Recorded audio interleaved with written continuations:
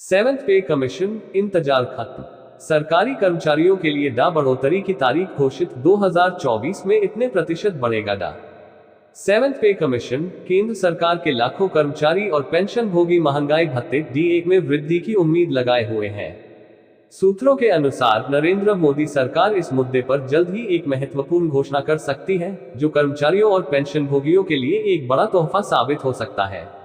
इस प्रस्तावित बढ़ोतरी से महंगाई के दबाव को कम करने और कर्मचारियों के जीवन स्तर को बेहतर बनाने की उम्मीद है। महंगाई भत्ते में बढ़ोतरी की संभावनाएं। मीडिया रिपोर्ट्स के अनुसार सितंबर के महीने में सरकार महंगाई भत्ते में वृद्धि की घोषणा कर सकती है। यदि ऐसा होता है तो लाखों कर्मचारियों और पेंशन भोगियों को राहत मिलेगी। ये कदम महंगाई के प्रभाव को कम करने और कर्मचारियों के वित्तीय स्वास्थ्य में सुधार करने में मदद कर सकता है। सातवां वेतन आयोग के तहत DA में संशोधन।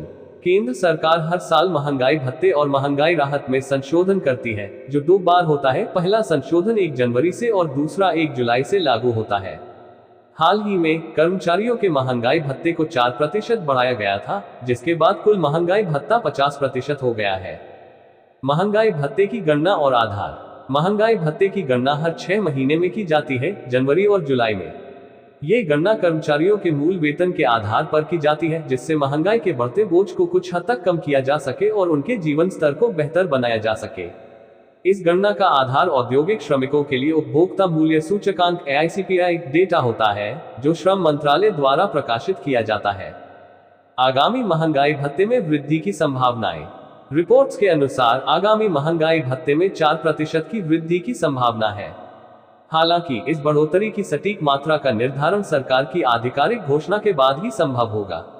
यदि ऐसा होता है तो यह वृद्धि कर्मचारियों को महंगाई के बढ़ते बोझ से राहत देने में मदद करेगी और उनके जीवन स्तर को सुधारने में योगदान देगी।